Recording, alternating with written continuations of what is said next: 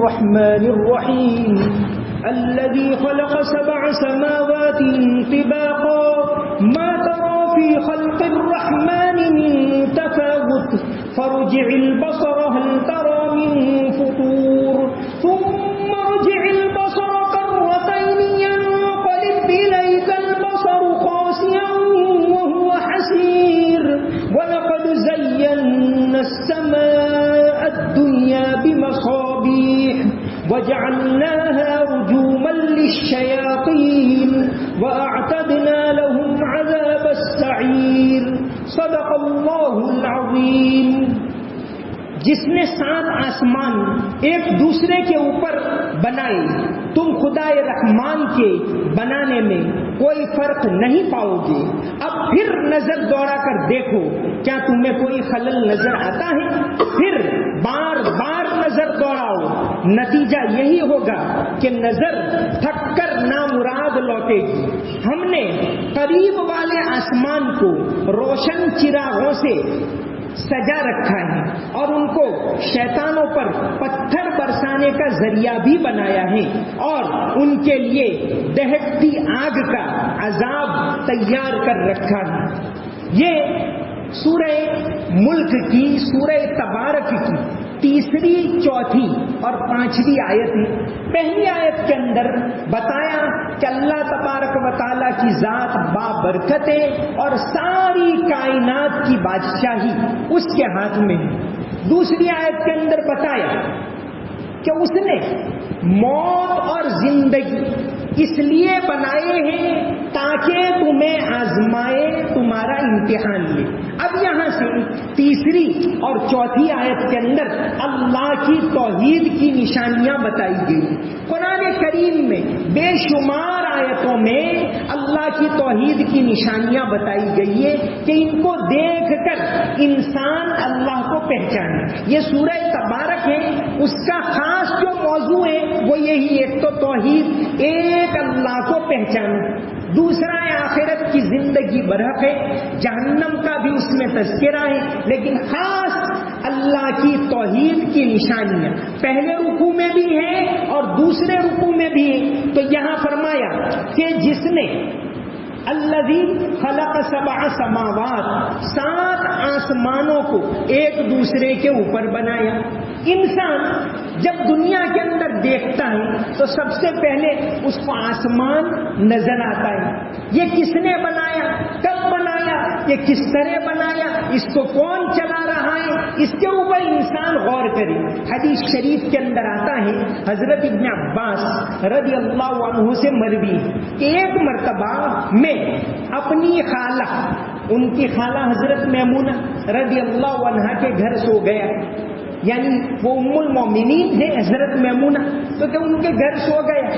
میں نے دیکھا کہ جب 1/3 رات گزری تو آپ صلی اللہ علیہ وسلم بیدار ہوئے اور سب سے پہلے آسمان کی طرف نگاہ اٹھا کر وہ آیت پڑھی، ان فی خلق السماوات والارض واختلاف اللیل والنہار لآیات لأولی الالباب.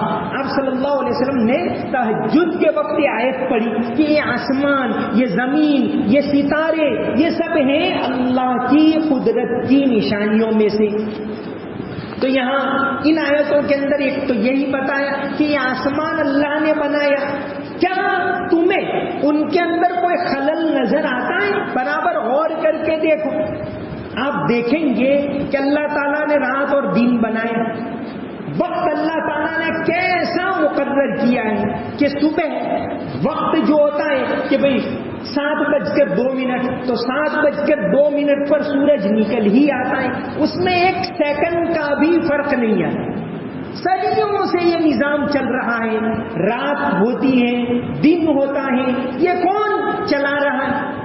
ہماری جو نمازیں ہیں ان کے ٹائم کو بھی اللہ تعالیٰ نے اس کے ساتھ جوڑ دیا ہے تاکہ اس کے ذریعے انسان اوقات کو بھی پہچانے اور اللہ کی بڑائی کو بھی پہچانے.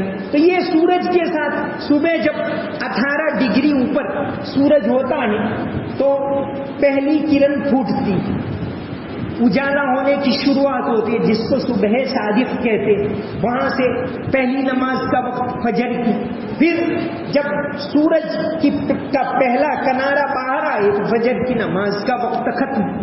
یہ اوقات کسی زمانے میں اسی کو دیکھ کر کرتے تھے کہ بھئی یہ سورج نکلا اب ختم، یہ پہلی کرن پھوٹی، یہ غروب ہوا اب روزہ افطار کیا جائے، اب مغرب کا وقت. پہلے زمانے میں اسی طرح کرتے تھے. اب اللہ تعالیٰ نے آج کے زمانے میں آسانی عطا کر دی کہ اب ٹائم ٹیبل ہے، اور ٹائم کیسا اللہ تعالیٰ نے بنایا ہے کہ اس میں ذرہ برابر فرق نہیں آتا. آپ کہ بھئی ابھی آج 2023 کا سال چل رہا ہے تو 2066 کے اندر یا 1855 کے اندر کس تاریخ کو سورج کے طلوع ہونے کا وقت کون سا تھا، غروب ہونے کا وقت کون سا تھا، ایسا معین ہے اس میں ذرہ برابر فرق نہیں آتا. ابھی بیٹھ کر آپ 100 سال بعد کا ٹائم ٹیبل بھی بنا سکتے ہیں. تو یہ آسمان یہ اللہ تبارک و تعالیٰ کی قدرت کی بہت بڑی نشانی. حدیث شریف کے اندر آتا ہے حضرت ابو ذر غفاری رضی اللہ عنہ، کیونکہ ان آیتوں کے اندر آسمان کا اور آگے کی آیت میں ستاروں کا ذکر ہے.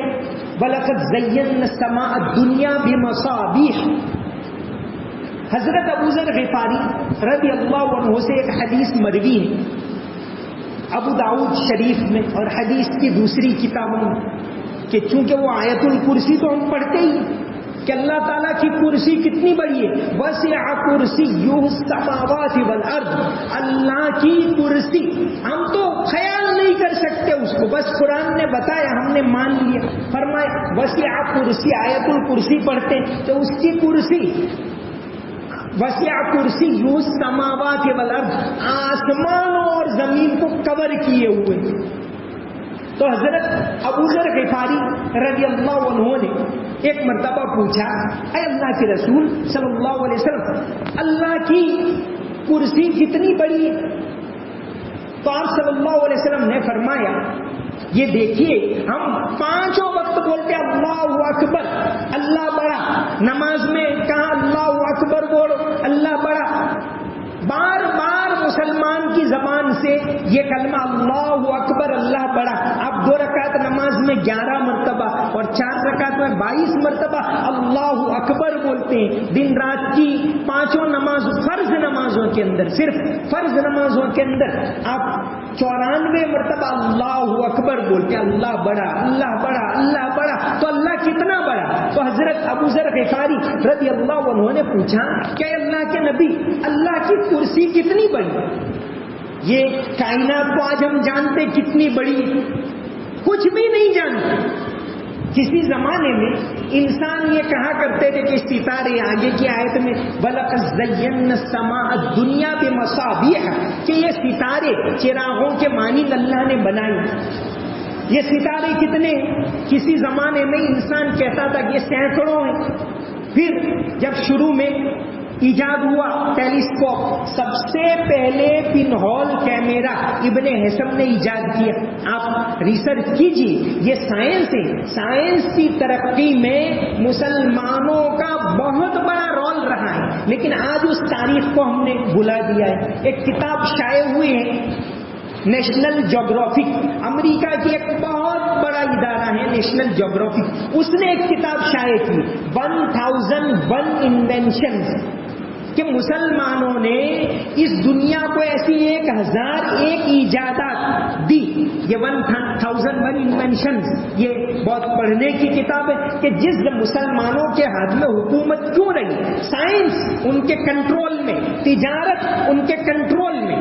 تو یہ تعلیم یہ ساری چیزیں وہ دنیا میں ترقی کا ذریعہ اللہ نے بتایا. جب ہم نے اس کو چھوڑ دیا دوسری قوموں نے اس کو اپنا لیا. دنیا کی تجارت مسلمانوں کے ہاتھ میں تھی کسی زمانے میں، آج پھر سے اس کے اندر قوم کو آگے بڑھانے کی ضرورت ہے. صرف نماز یہ دین نہیں ہے، تجارت یہ بھی دین ہے، انڈسٹری یہ بھی دین ہے، سائنس کی تعلیم، لیکن یہ سب کچھ ہو وہ اللہ کی پہچان کے ساتھ ہو، اللہ کی بڑائی کے ساتھ ہو، اللہ کے خوف کے ساتھ ہو.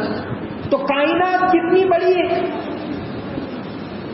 اب جب ٹیلیسکوپ ایجاد ہوا، اب سائنس والے کہنے لگے نہیں یہ تو ستارے لاکھوں نہیں کروڑوں ہیں، اب گنتی شارٹ پڑنے لگی، اب اس کو گیلیکسی کے اندر گننے لگی کہ ایک گیلیکسی 10 لاکھ تارے، جیسے ہماری زمین ہم سے بالکل قریب ایک سیارہ ہے جس کو مشتری کہتے گرو جوپیٹر، یہ زمین سے 1300 گنا بڑا ہے، تو یہ تو کچھ بھی نہیں ہے، ایسے ہزاروں لاکھوں کروڑوں اربوں انسان کی جتنی نگاہ پہنچے تو اب اس کو گیلیکسی میں شمار کرتے کہ ایک گیلیکسی 10 لاکھ تاروں کی ہوتی، تو کائنات میں کتنی گیلیکسی ہیں؟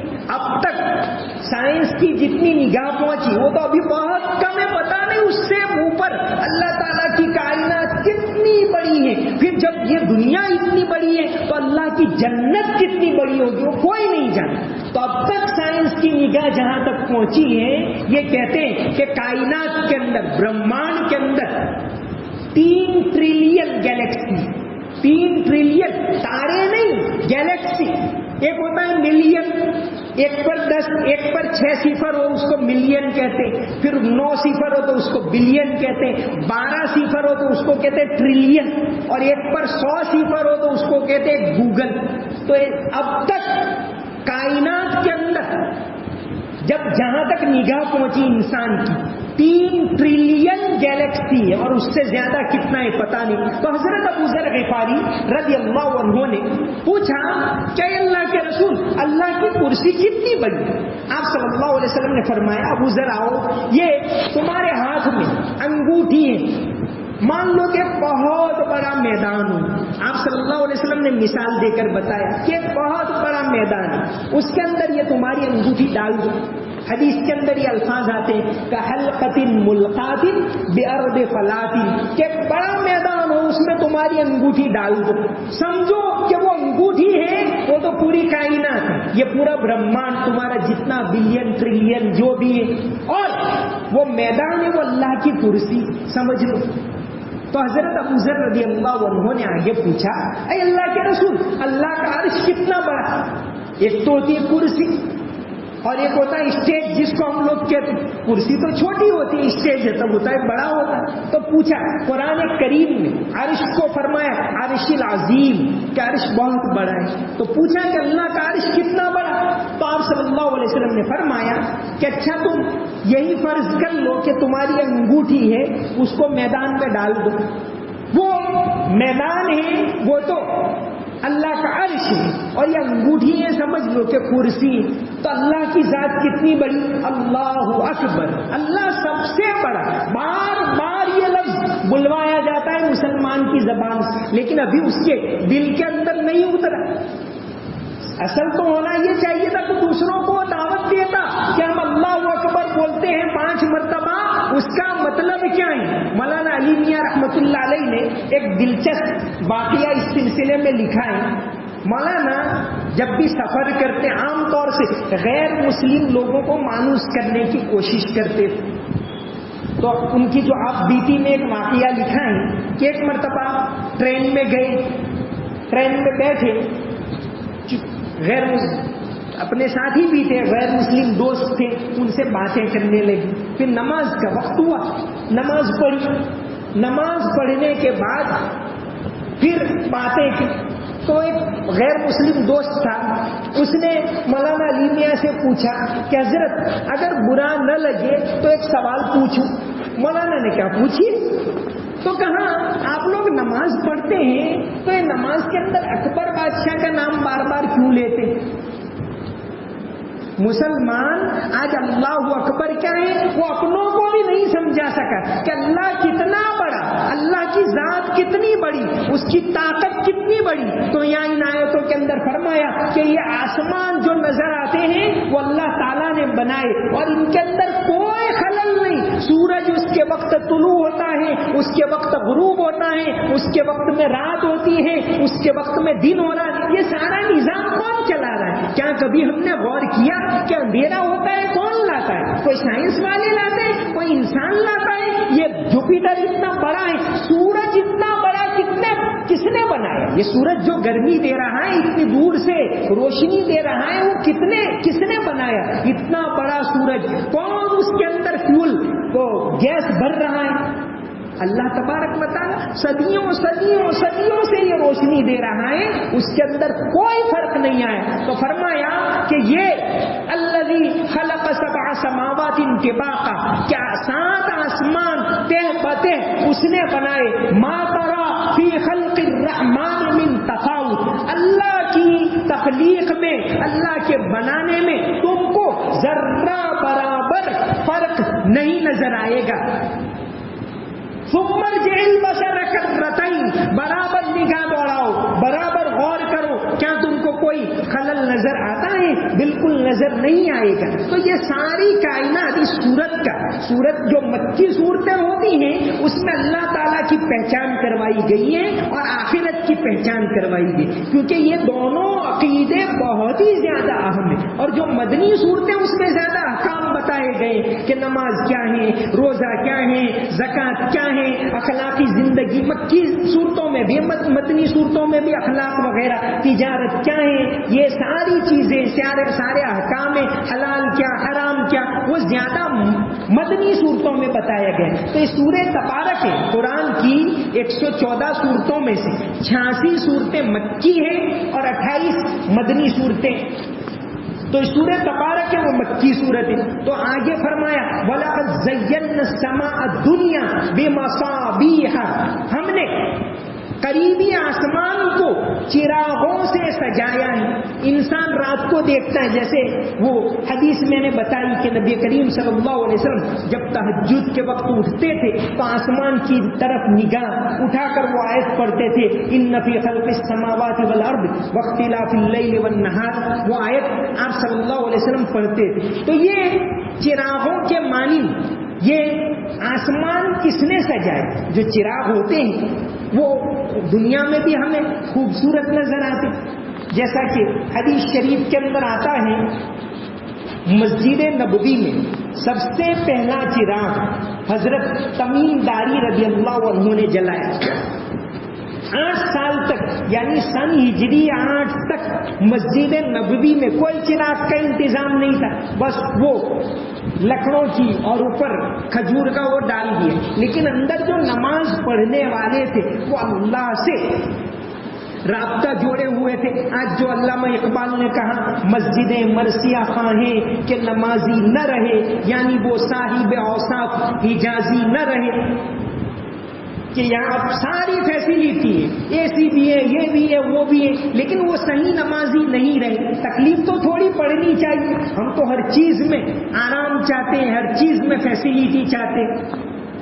تو خیر مسجد نبوی میں سب سے پہلا چراغ سن ہجری 9 میں حضرت تمیم داری رضی اللہ عنہ نے جلایا. آپ صلی اللہ علیہ وسلم آئے، دیکھا، بہت زیادہ خوش ہوئے. آپ اتنے خوش ہو، 8 سال تک کوئی روشنی کا انتظام نہیں تھا. ہاں یہ بات آتی ہے کبھی ضرورت پڑے تو سائڈ میں پتے جلا لیے اور دیکھ لیا روشنی. تو سب سے پہلے چراغ جلایا حضرت تمیم داری رضی اللہ عنہ نے. جب آپ صلی اللہ علیہ وسلم تشریف لائے آپ بہت خوش ہوئے اور آپ نے فرمایا کہ اگر میری بیٹی ہوتی تو میں ان کے ساتھ اس کا نکاح کر دیتا. وہاں آپ صلی اللہ علیہ وسلم کے چچا زاد بھائی نوفل ابن حارث ابن عبد المطلب، آپ کے چچا کے لڑکے موجود. انہوں نے کہا کہ حضور آپ کی بات منظور ہے، میں میری بیٹی کا نکاح ان کے ساتھ کروا دیتا ہوں. تو ان کی بیٹی تھی ابو غمامہ، اس کا نکاح انہوں نے حضرت تمیم داری کے ساتھ کروایا. تو یہاں اس سورت کے اندر یہ پیغام ہے کہ تم یہ ستارے دیکھ رہے ہو، یہ آسمان دیکھ رہے ہو، اللہ کی قدرت کی نشانیاں ہیں. اس سے اللہ کو پہچانو کہ اللہ تبارک و تعالیٰ کی ذات بہت بڑی ہے، بہت عالیشان ہے، بہت اونچی ہے. ایک تاریخی بات چراغ کے بارے میں یاد آ گئی. دہلی کے اندر یعنی کسی زمانے میں ٹیکنالوجی میں، تعمیر میں اور ہر چیز میں یہ قوم کتنی آگے تھی. دہلی کے اندر جو لال قلعہ ہے اس کے اندر دیوان خاص میں ایک حمام ہے. اس حمام کے اندر گرم پانی آتا تھا اور گرم پانی، وہ حمام تو ابھی بھی وہ موجود ہے، وہ تعمیر تو موجود، اس کی ٹیکنالوجی ختم ہو گئی. حمام تھا اور پانی گرم آتا تھا. انگریزوں نے تلاش کیا جب 1857 میں جیت لیے کہ بھئی گرم کیسے ہوتا ہے، تو ایک دیا رکھا ہوا تھا، بس ایک چراغ، اور اس کے ذریعے پانی گرم ہو رہا ہے. تو ان کو سمجھ میں نہیں آیا کہ بھئی ایک دیے سے یہ کیسے ہو سکتا ہے، ہو ہی نہیں سکتا. تو وہ سب کھودا اور پائپ نکالا، کوشش کی، لیکن کچھ ہاتھ میں نہیں آیا. تو بہرحال کسی زمانے میں یہ اللہ کی قدرت کی نشانیاں ہیں، ان کو جاننا، ان کو پہچاننا، ان کو استعمال کرنا، سائنس کو جاننا، ٹیکنالوجی کو جاننا، یہ کوئی بلکہ ضروری ہے آج کے زمانے میں نوجوانوں کے لیے. لیکن اس بات کے ساتھ کہ اللہ کو پہچانو، اللہ کی عبادت کرو، نماز کو قائم کرو، اللہ کے کلام کو سمجھو، اور اس کے ساتھ پھر ساری چیزیں، یہ دنیا کی چیزیں وہ بھی ضروری ہے. ہم کو یہ دعا سکھائی گئی، ربنا آتنا فی الدنیا حسنہ وفی الآخرۃ حسنہ، کیا اللہ ہمیں دنیا میں بھی اچھائیاں عطا کر اور آخرت کے اندر بھی. تو دنیا کی نعمتوں کا استعمال کرنا یہ دین کے خلاف نہیں ہے، لیکن دینداری کے ساتھ حلال کو سمجھتے ہوئے، اللہ کے حقوق، اس کے بندوں کے حقوق کو سمجھتے ہوئے انسان جو ہے دنیا کی نعمتوں کا استعمال کرے تو کوئی بری بات نہیں ہے. تو یہ تینوں آیتیں، تیسری آیت کے بعد پھر اس کے اندر جہنم کا تذکرہ شروع ہوتا ہے کہ اگر تم نے اس کے باوجود اللہ کو نہیں پہچانا، دنیا کی غفلت میں پڑے رہے، اللہ کی بڑائی کو نہیں جانا، اللہ کی عبادت نہیں کی، تو اس کا انجام کیا ہوگا؟ اب وہ اس کے بعد کی آیتوں کے اندر آ رہا ہے. تو ان آیتوں کے اندر یہ بات ہے کہ آسمان تم دیکھتے ہو، سورج دیکھتے ہو، چراغ، یہ ستارے دیکھتے ہو، یہ کس نے بنایا؟ یہ اللہ نے بنایا. اس ایک اللہ کو پہچانو، اس کی بات کو مانو اور اس کی عبادت کرو. وما علینا الا البلاغ المبین. اللهم صل على محمد وعلى ال محمد وبارك وسلم. ربنا هب لنا من ازواجنا وذرياتنا قرة اعين واجعلنا للمتقين اماما. ربنا لا تجعلنا فتنة للقوم الظالمين ونجنا برحمتك من القوم الكافرين. رب اغفر وارحم وتجاوز عما تعلم انك انت العز الاكرم. اللهم انك عفو تحب العفو فاعف عنا. سمعنا واطعنا غفرانك ربنا واليك المصير برحمتك يا ارحم الراحمين.